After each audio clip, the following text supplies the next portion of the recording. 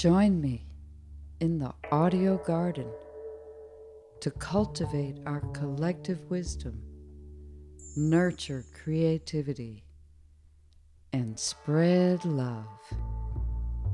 My name is Martha Cinader. Welcome to Listen and Be Heard.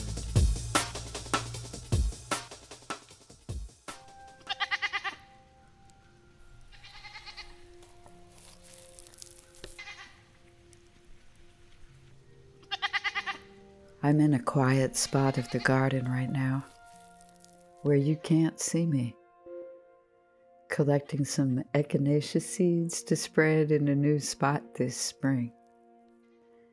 And I'm so grateful that you've joined me here, because I'm bursting to share what I talked about with Lesley-Ann Brown, author of the memoir Blackgirl on Mars. And I was reminiscing, too, about Listen and Be Heard Poetry Cafe in Vallejo, California, where I used to serve up both coffee and poetry. And we featured Wordwind Chorus several times. And I'm so grateful that they came and that I knew them. And a couple of them have passed on since then. And I want to feature their very up-to-the-minute, relevant poetry today. But first, let's touch base with the poet of the people, Tony Robles. So how are you, Tony? I feel like I haven't talked to you in a little while. No, I've been doing good, year end, and, we had our company party, a holiday party last Friday in Flat Rock, which was pretty good. They had they rented a space and had a catered dinner, and they had a band, and it was good. I enjoyed it because usually I don't really enjoy holiday parties that much, but this was different. I like this one. This one was actually pretty good. So what's going on in the poetry world in Hendersonville? Poetry world has been cool. They still have the readings at the Kava Bar. They've been doing that. The Versers of Color. That has been really good. We've been able to get a real turnout. We get like upwards of 20 people, which is really good. So, are they there to listen? Are they all coming to read? Yeah, most of them are poets, but then you do have musicians that are coming in and playing, the guitar. You might have somebody coming in and dancing. I've seen dancers as well. So it's kind of a mixed bag. Yeah. So what are you reading these days? I'm reading some memoirs, namely the memoir by a gentleman by the name of Hiroshi Kashiwagi, who was a internee at the Tule Lake internment camp during World War II. And I got a chance to meet him a couple times. So, his two memoirs. One is called Swimming in the American, which is he grew up around the American River. So, just a memoir about his life. And there's another one called Starting from Loomis, because he grew up in Loomis, which is around the Sacramento area. There's Luis J. Rodriguez. There's the poet Avacha.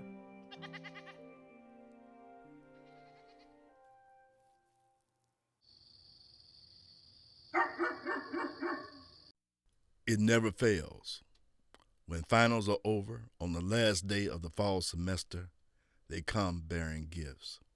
These students, young and old, from the cities, towns, villages, and rice paddies of South Vietnam, meekly and quietly present him with tokens of gratitude. This is a gesture he remains so unaccustomed to, but knows these are a people who honor their teachers.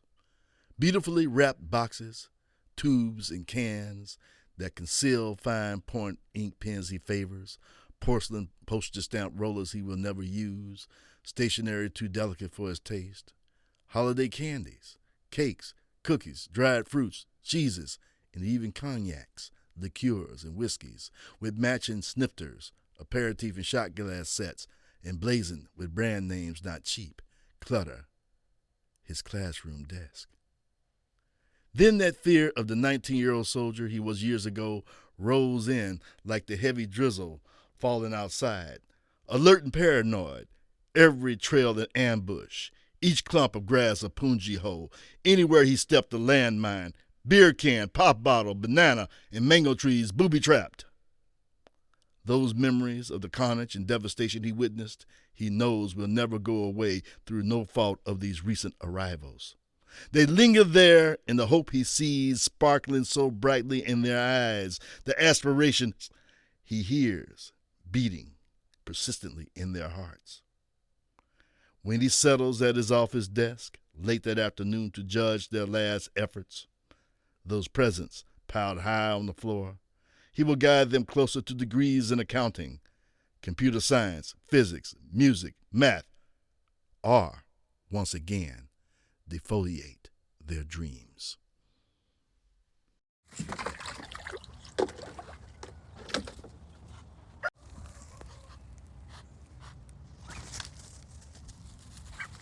Lesley-Ann Brown is a Caribbean-American writer who is originally from Brooklyn, New York. She is the author of Decolonial Daughter, Letters from a Black Woman to Her European Son, and most recently, Blackgirl on Mars, a memoir. She currently resides in her own body, traveling through the places of her past in the US, UK, and Europe to her ancestral home of Trinidad and Tobago. Lesley-Ann delves into her personal history as well as the deeper roots of her family and its place in the colonial past. Along the way, she questions what it means to be a Black and Indigenous woman in Europe and the Americas in the 21st century.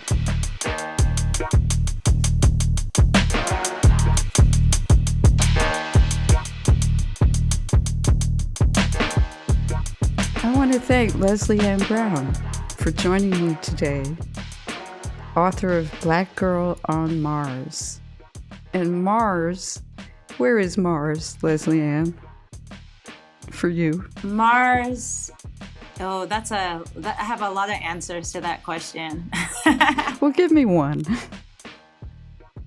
Mars is the country that I now find myself living in because it feels very alien to me, and that's Denmark.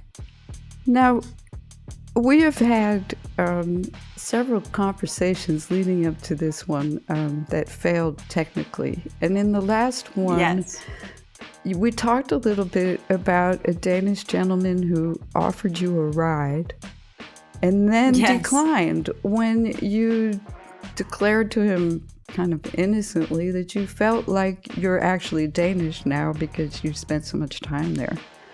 So where's the disconnect in that? You know, in one sense it's Mars, and in the other sense you tell people who you meet in your life, in your daily life, that you feel like you're Danish now. I wouldn't say that I feel Danish. I would say that I feel like this is my home because I've been here for over 24 years and it's the longest I've ever lived anywhere. So the gentleman, he reacted to my saying that I felt at home here, not that I was Danish. So that triggered something for him as a white Dane. He obviously didn't feel comfortable with my saying that. But that's not to say that's the reaction from others. I've had many people tell me, once they've heard how long I've been here, that I am Danish. And being Danish is not something I need to claim for my, any sort of, I reject any sort of nationality, nation, building and all of that. I don't subscribe to that. So it's not about being seen as Danish or being accepted as Danish. But this book, Blackgirl on Mars, is about finding home. And lo and behold, I feel most at home in the place that was in the beginning most alien to me. You describe him as a white Dane. How would you describe yourself? Yeah, I am, the body that I inhabit it happens to be, female or femme. I identify politically as Black. Apparently, I'm a lot lighter than I think I am. That's the running joke. So I think I'm read as, I think I'm read as a woman of color, a Black woman.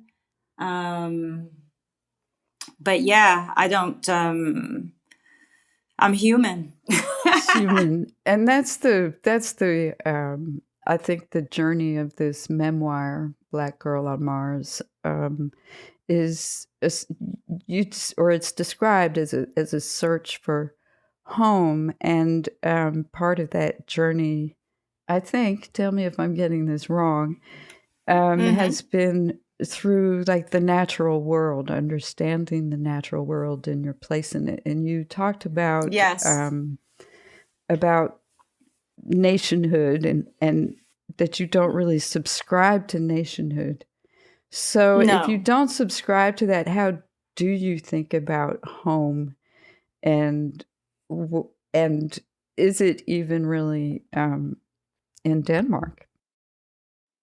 Well, the whole of planet Earth is my home. I think that one of the reasons why we are so fractured as a species is because we are insisting on these categorizations, which I suggest in my book is a very European compulsion that started in the 16th century, or at least really came to a head in the 16th century, 17th century, when you had Carl Linnaeus, the Swedish botanist, among other things, attempting to categorize all that was in the natural world.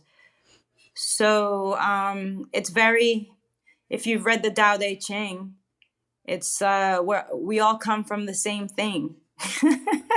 It's interesting. You talk about Linnaeus in the book quite a bit at your journey into understanding plants and trying to bring plants that make you, reminded you of home and your upbringing into your life. But you tell a very poignant story about his background. And at the same time, like, you're very sympathetic to him and yet also critical of his sort of European approach to things. And yet we rely on that structure in a lot of ways to maybe even learn about the plant world at this, like if we go to school to learn botany, you're going to learn about Linnaeus, right? Right. But I think that therein lies the biggest faults in our way of seeing and our way of being. I think our Western compulsion to categorize and name things, again, going back to the Tao Te Ching, it's like naming is the beginning of all particular things. So there were many people, there have been many people throughout history, pre-modernity, who engaged with our non-human relatives without necessarily having to name it in a way that we do. When we name in the West, I could only speak about English, it's a very rigid labeling. It's not dynamic. It doesn't encompass the fact that everything is under, transmutation and change.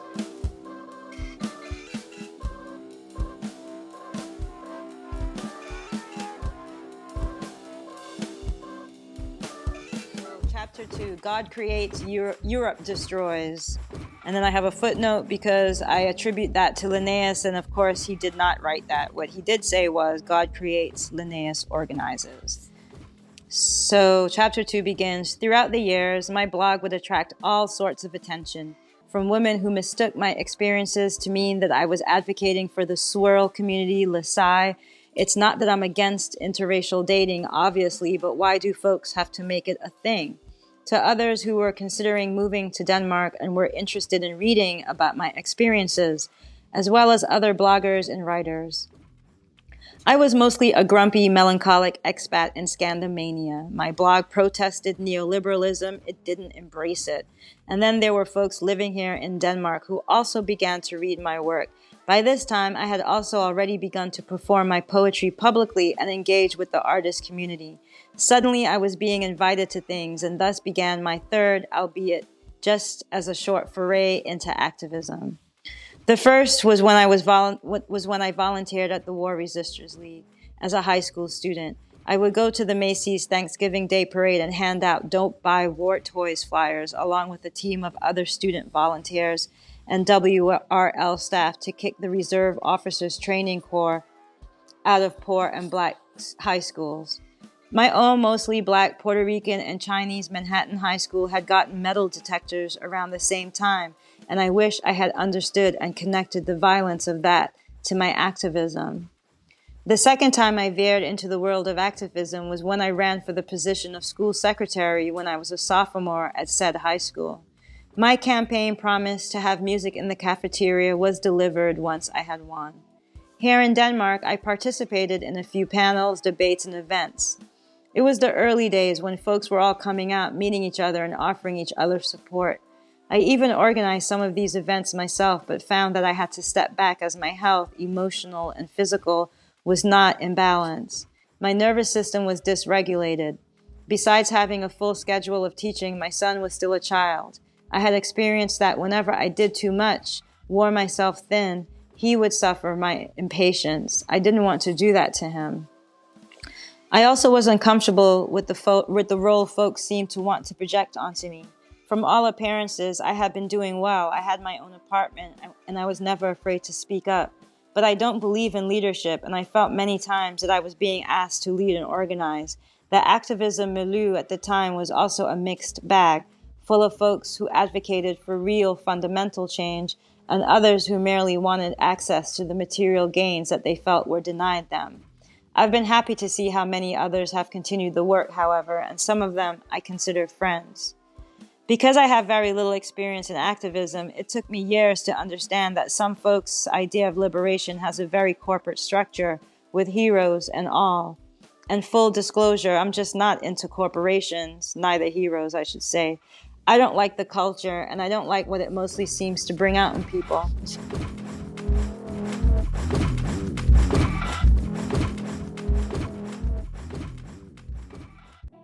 Why were you in search of home? Like, what was it that was missing? And I think when I think about, like, one of the overall impressions of this book to me is you present your raw anger very, like, honestly and without excuses or trying to explain. You're just plain angry about certain things.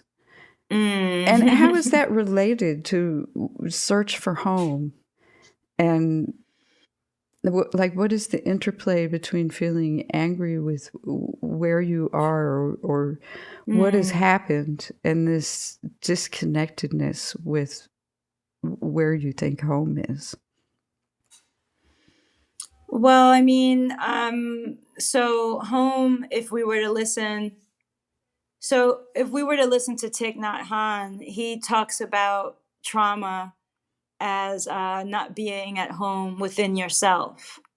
So trauma is a fracturing of the self. In a way, you could describe it as your spirit being fractured outside of yourself. So a lot of my story has to deal with trauma, which we all encounter in various degrees throughout our lives. how we treat our traumas depend a lot on accessibility and culture and socioeconomic considerations. And for me, I share my story about, I touch a bit on my trauma, and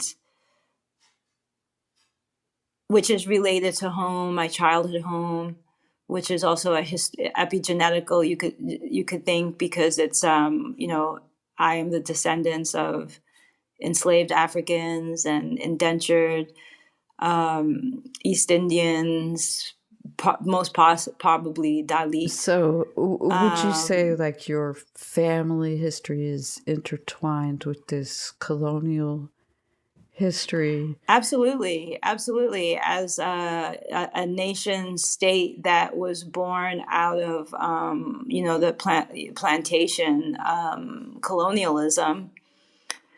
And you traveled those routes from, Denmark to the Caribbean to Brooklyn. Yes. Might as well have been the same routes as some of your ancestors.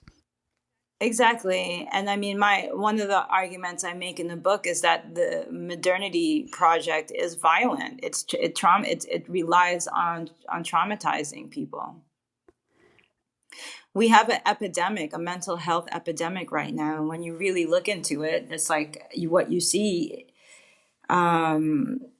are human beings, and even the earth is traumatized. I mean, we're not having that conversation. We're not having this conversation about people are hurting, whether it's through war or maybe it could be domestic issues.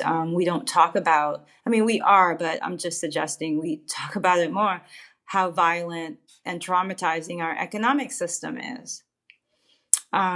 We don't talk about how traumatizing our education system is, which is also a tool of colonialism. It's like most people I know did not enjoy themselves in school, but still, here we go. I have worked as an educator for many years. And, what have I seen? Many times are really traumatized students who are being told and taught that they're not good enough, which is really necessary for our capitalist establishment. And what do you say to those students about finding home? At this point, I really, my practice is being at home, that is being fully present wherever I may find myself. I think Virginia Woolf said, as a woman, the whole world is my country.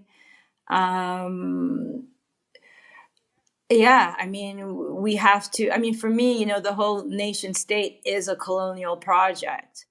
The creation of the nation state, that's borders. To walk and to migrate is very human or very light. All life moves, even plants move. If we were to humble ourselves and to their time frame. Certainly, and that strikes me that's what's so compelling about the situation in Gaza at the moment, is the fact that they're not allowed to go beyond a certain point, not allowed to roam. Right. And I was at the Grassroots Radio Conference a few weeks back, and there was a gentleman there who was part of the Native News Network who pointed out that, the reservations in the United States, or Turtle Island, I should say, are in a very similar situation to Gaza. Yes. And so, I guess I've been feeling all of that in these last few weeks, just like, how do we absorb the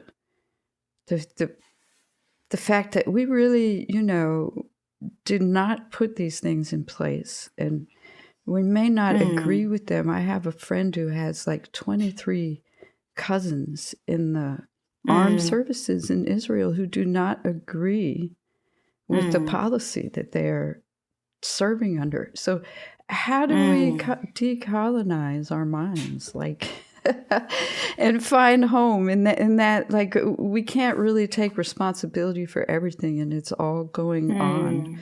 That seems to me like the struggle that we're dealing with. As I'm sitting here talking with you about your book, and I may have gone on a sidetrack there. I'm not sure. No, I hear you. I mean, it's very challenging times. I think I find myself thinking a lot because I really spent a lot of time looking at the colonization, European colonization, and white European settlerism, and what has happened in Turtle Island and all of the European white settler states. And, with what's going on now, I feel like I'm receiving very important insight to how that unfolded, because now it is the same thing that's unfolding. And I think for me, it's really important.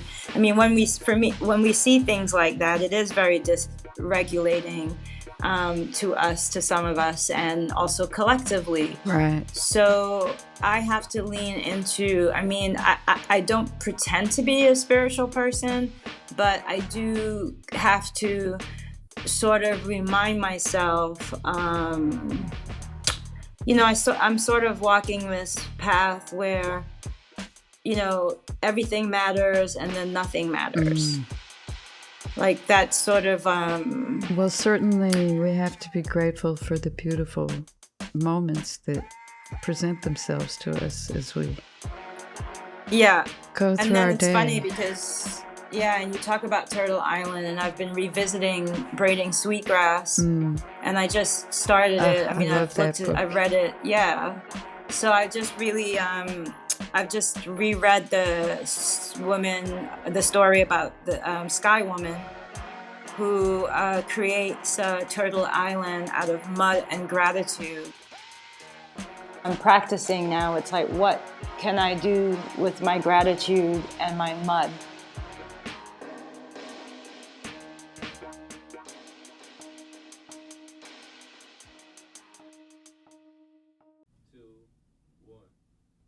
Altars. Every day we bow, stop to deify, piece of bone, a hank of hair, rock from the place they walk, wood from the tree the box was carved from, images framed in silver. Our life before this time. We honored our lives with talisman of life. To guide in the new dark, we brought our ancestors to live in our houses, seeking their orishas to shine on us, in us, through us. And now, on corners, the altars spring like rancid weed. Too soon souls force flown to deity. No soft memory, but jagged honoring of blood sanctified with Cavassier and Remy, epitaphs tagged on fences to divide us from those who trade eldership for legend. R.I.P. rips at my soul like a language I spoke once, but have sworn to forget. Gross bouquets of tragically merry color on gray, ravaged streets disturb me in a place where we trying to live. That was the voice of Wordslanger. Now, currently, yes, if I say now, that means currently, which is not to mean that she's not currently, because she is, the poet laureate of Oakland, California.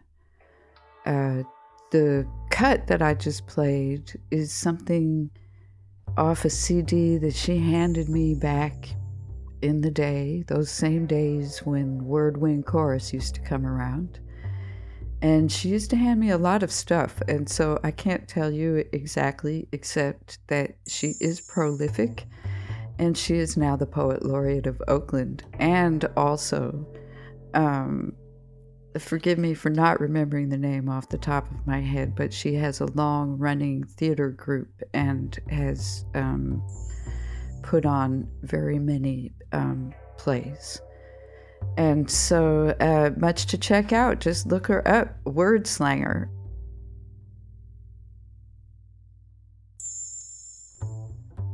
The show is Listen and Be Heard, and my name is Martha Cinader, and we're going to go back now to some more from Lesley-Ann Brown.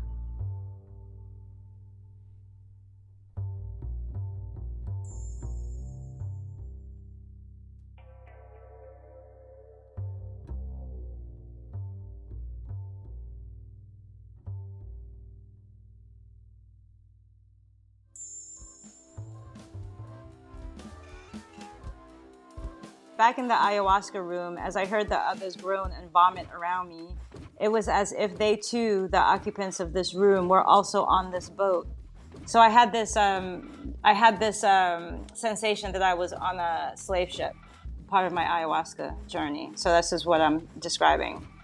It was as if they too, the occupants of this room, were also on this boat. They're vomiting the general malaise that everyone in that room was experiencing, were as if they too were going through the horrors of what had been done in their nation's name.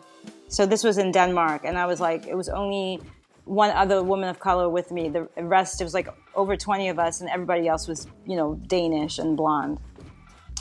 In my hallucinogenic days, the room became a holding space for the collective misery of it all. It was as if their misery directly corresponded to their remorse.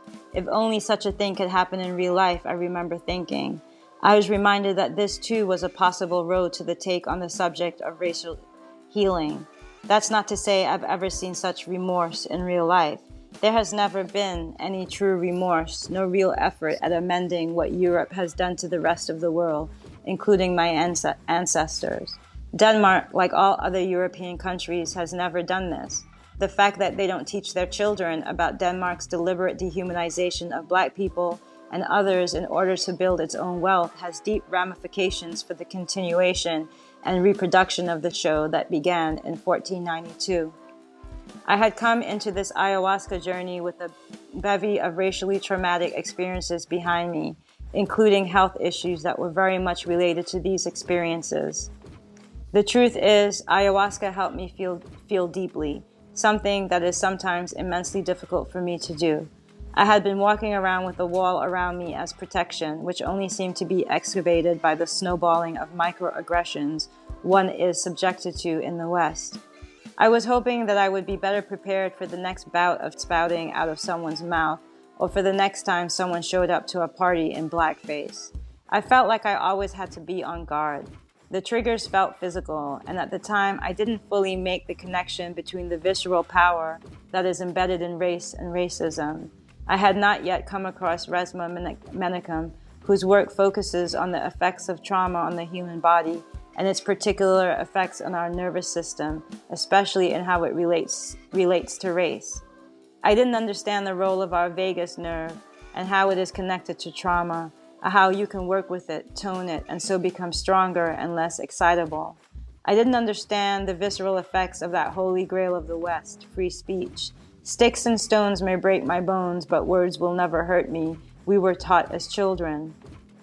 However, Lisa Feldman Barrett, PhD, has uncovered that words do hurt us physically.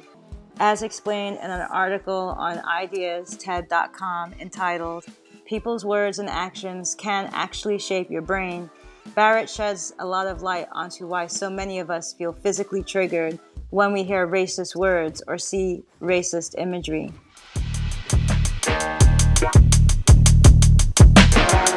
I wanted to find out a little bit about your journey as a writer. This is your second. Your first book was a letter to your son, which I have not read, honestly. Mm-hmm. And this book is a memoir. Mm-hmm. How did you get your first book published, and what was then the journey for you?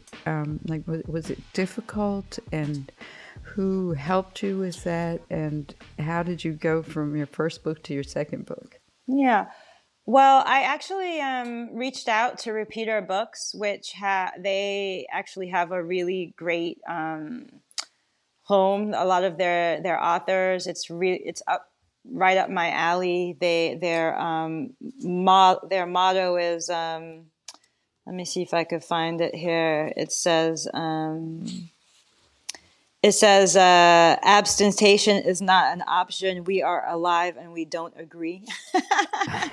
And it's actually the late Mark Fisher's publisher. So I reached out to the publisher there, and he immediately signed me. He loved what I pitched. And then they're just a cool group of people that I have been with for both my books, and the publisher has been very open and encouraging, and it's been a great place to be. So I was just kind of lucky. I just had this moment because I had this blog for many years, and I worked in publishing, and I know some editors, and it could be hard, like getting your foot in the door. But Tariq Goddard, he took a chance on me, so I'm really grateful for that. So maybe a lesson in there is to reach out to people who you feel compatible with. Yes. To begin with. Yes, absolutely. And why memoir? Like, why have you chosen this path for your writing? Like, do you write poetry? Do you do? I do. Fiction I write Other? everything. Yes, I write everything. I've chosen a memoir. I write everything, but right now my 2 books are memoir because I really believe in the power of counter storytelling. I really believe in the power in ordering one story. I look at it as an act of activism. I think everybody should write. It's a very controversial viewpoint because it doesn't really work with the elitist idea of writing and who can write and who's not allowed to write. Some of the best writing I have read are not professional writers. Yesterday we did this, was it yesterday or maybe the day before yesterday, the 29th of November, we participated in this global reading of the Gaza monologues. And so people throughout the world were streaming and reading these monologues that these children wrote about their lives in Gaza. Wow. And it's so powerful. And this is it. This is my dream, my passion, to get everybody writing. I when I just taught a class at the Royal Academy of Fine Art, and it was so interesting to meet these young artists who were so traumatized from writing because they were told that they weren't good enough, or their grammar was bad, or their punctuation. And I'm really the type of person where I'm like, you don't need that to write well. If that's how you write, if that's your voice, bring it. And so I'm really. I wish I had you for my English teacher. Yeah, and that's the thing. It's like it's like how do we destroy these elitist structures, because that's alienating and it's very exclusive. And I think being creative is a sacred right. Everybody has that right. Well, that leads me into my next question. I don't know if it's going on over there in Denmark, but here in America, we have a phenomenon of trying to ban books going on in the libraries and the schools. Once it's heard, it can't be unheard. Once it's published, it's not going to be unpublished. Once you read the poem, you can't unread it. No matter how an individual may try to push it to the side, forget about it, it's still in there. And it's the words, the meaning, the feelings behind it are taking root in their psyche, and they can't get rid of it. This book is gay. But don't say. And we've been asking writers what they think about that phenomenon. So let me ask you, I mean, I know that it's been going on in the United Settler States of America, and it makes sense that it's happening there because, America, the United States of America, is a settler colonial state. It is, I mean, that's fascism, banning books. So, I mean, to me, it's just showing the true face and true character of what America is. I was watching a couple of days ago. I was watching the amazing program. Was it High on the Hog? I think it's called. About the diet and food in the South. Is that right? Yeah, that's right. And there was a segment where this really beautiful sister she read Langston Hughes' Eye to America, and I was listening to it, and it was such a beautiful, presentation of it. But I was like, why are we, at least for me, I'm like, to claim Americanness, this is kind of what I don't understand. It's like when we claim being American, we are taking on this cloak of genocide. We are taking on this cloak of land theft. We're taking on this cloak of enslavement. We're taking on this cloak of like private property, which I don't believe in.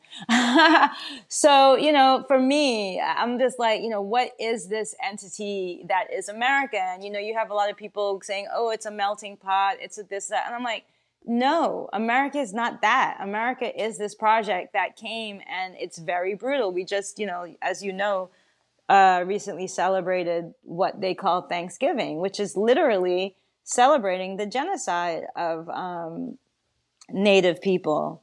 So yeah, I'm just like, I just feel like we just have like we're having an identity crisis globally. Well, we have incorporated these things into our minds, and I guess that's the thing. We need to identify these different things in our own minds, right? It's not only that these things happened, but that we walk around, thinking whatever we think that helps to perpetuate some of these things. Where we could all move forward. And I think it's important for white people, too, to understand, me being one of those people. Although I think to say white is very simplistic, too, because we need to understand that we do have indigenous history that predates the colonialism. Absolutely. So White trauma is real. Need to identify with our own, what we've all given up. Exactly. And that's like where I'm at now, because I'm looking into Sven Lindqvist's Dig Where You Stand, and I happen to be here on this island in Denmark, and that's what I'm doing. I'm researching where I am. I'm digging where I am as my activism, because there is something to say about the violence that becoming white necessitates. And I have to say that it's not just, pale Europeans or light-skinned Europeans that become white. I've met people of many shades of colors that have taken on this, identity of whiteness, maybe not declaring themselves white, but like acting white. And I write a little bit about that in my first book, like, because in Trinidad, I grew up with someone saying so-and-so feel they white, so-and-so acting like they white, and that means, this very violent. And again, I think I've heard that type of dialogue my whole life, people talking about what's black, what's white, or what white person acts black, or black person acts white, and all of that. Yeah, but in this sense, I think it's I hear what you're saying.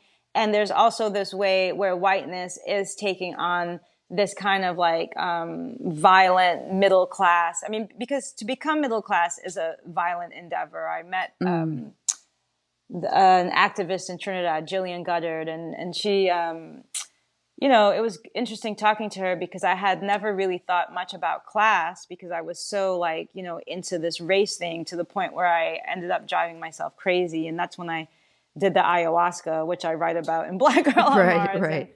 And since then, I've had a much more my relationship has been much more at ease with whiteness than before. So, I mean, Europeans, and when I say Europeans, there are Black Europeans and Europeans of many shades of color. So, like, white Europeans, not all Europeans, like in Denmark, it's like not everybody subscribes to being white. That's what I'm really betting on and experiencing. It's like when you start to, when you have conscious conversations with people, because here in Denmark especially, it's like, the politicization of the working class has been erased. Everybody here in Denmark sort of like accepts unquestioningly like being middle class. So I'm interested in really engaging with that and being like, well, okay, what does becoming middle class mean? Because it is a very violent process when we hear racist words or see racist imagery.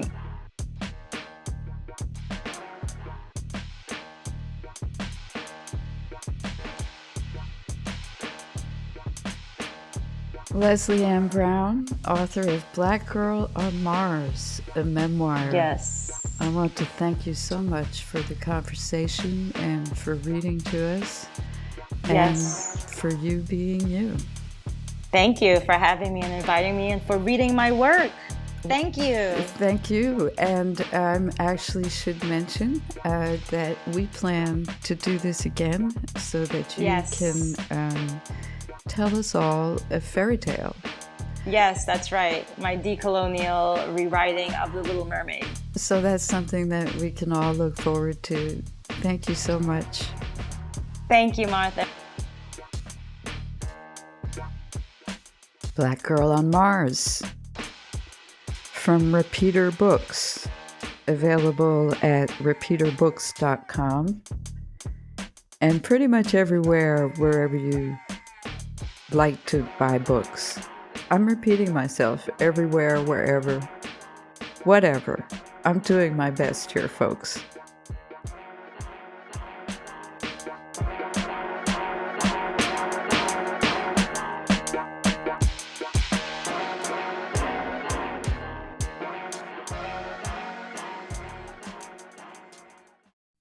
When they came for him, it wasn't the gentility of his tastefully painted, neat, single-level Victorian house tucked away in a decent neighborhood that they saw.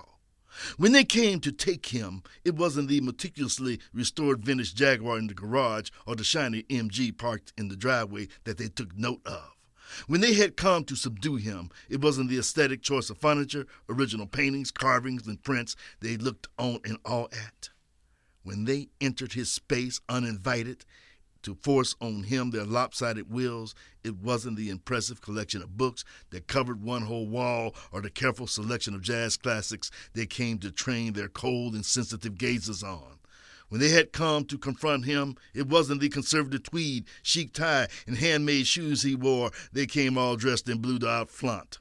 When they had come to exercise the powers vested in them to uproot him from his own being, it wasn't the master of an arts degree, secure job with a bank, and superb fiction and criticism he wrote that they took into consideration that morning on the last day in May. When they came to capture his spirit and erase his vision, it wasn't the intelligence in his eyes, the ready pride in his face, and the gentleness in his voice that they wanted to see. No, all they saw was that he was black, believed armed and dangerous, and resisting arrest when they fired a 12-gauge riot pump, point blank, dead off in his chest.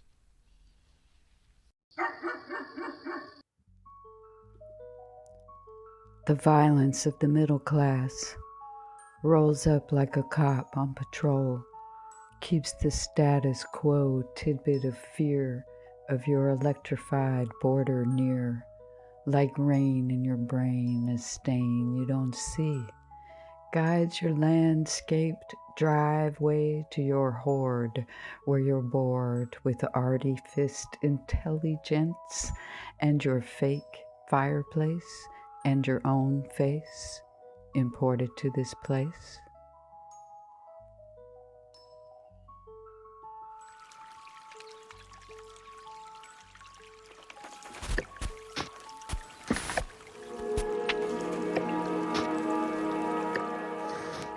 climate justice strategy is we're redefining or more returning to a more true economy by centering our core values of home, traditions, and spirituality. So that first stop wasting food, that is based on so much research that suggests that one of the top 5 most cost-effective, I think of these as win-win solutions. They're low cost and high impact. That stop wasting food is actually one of the top 5 things we can do to act on climate change. Just eat the food that you buy. Everybody has a narrative related to it. And then I think the narrative just then begs the question of like, what can I do? The way we need to size our food sheds is to look at the capacity, the ecological capacity of a place to produce the foods that we need.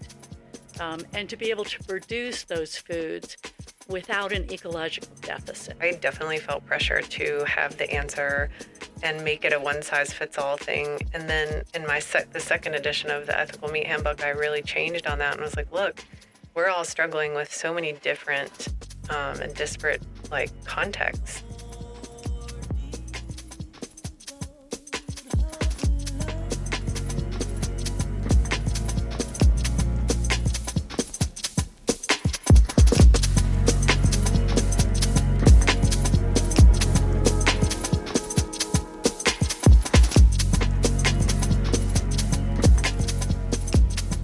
So who are you interviewing next week? Her name is Jen Soriano, and she is an educator and an activist who, she has just written a collection of essays. It's called Nervous, Essays on Heritage. And this just came out. This book just came out, Essays on Heritage and Healing. And I know Jen from, I guess, maybe even before a decade.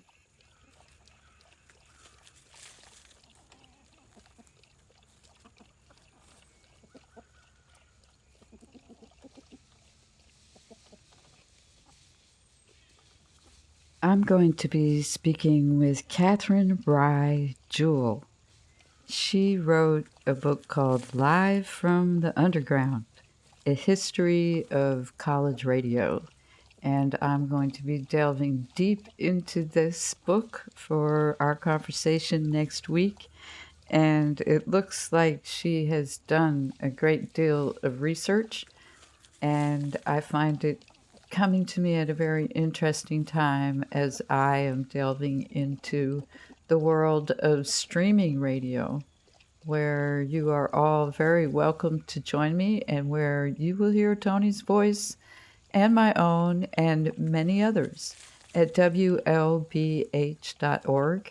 I'm in the learning phases of all of this and progressing from a simple playlist to an automated, scheduled, full-on radio station type of vibe, but I'm doing it one little tiny baby step at a time. And so forgive me if that's the only book that I'm actually going to attempt to read this week so that I can speak to her intelligently next week, which I'm really looking forward to.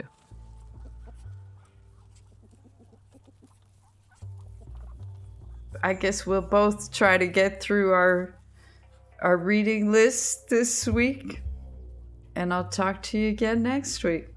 Absolutely. Well, you take care. All right. Thanks, Tony.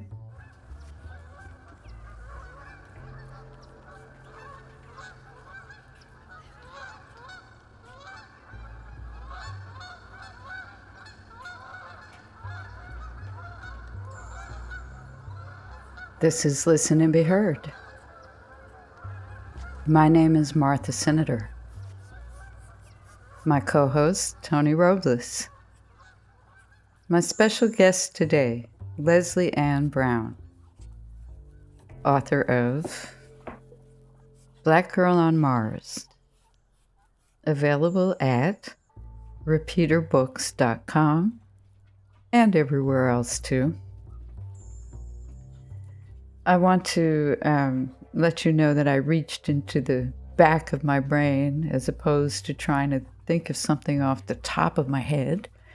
And I remembered that Wordslanger, the current poet laureate of Oakland, California, her group is called the Lower Bottom Players, and they don't just do any kind of plays, they do August Wilson plays. You heard the voice of Yvette Murray in our banned books theme, which was created by DJ Jeannie Hopper, among other things that she's done to make this show better for you and for me. Also, music loops and other types of sounds from J. Rodriguez Sierra, who you can find at jrodriguezsierra.com. We heard some poems from Wordwind Chorus and Wordslanger, and some seeds that are being sown in the garden. A winter special with Laura Langnick and Meredith Lee. And, as I mentioned, live from the underground by Catherine Rye Jewell, A History of College Radio. I want to thank Davine Dial, most especially, the station manager at WPVM in Asheville, North Carolina, where this show originates from. And more recently, we can now be heard on KCEI in Taos, New Mexico. So thank you for playing, and I'd like to hear from you all out there too. My name once again is Martha Cinader. I want to thank you for listening and for the opportunity to be heard.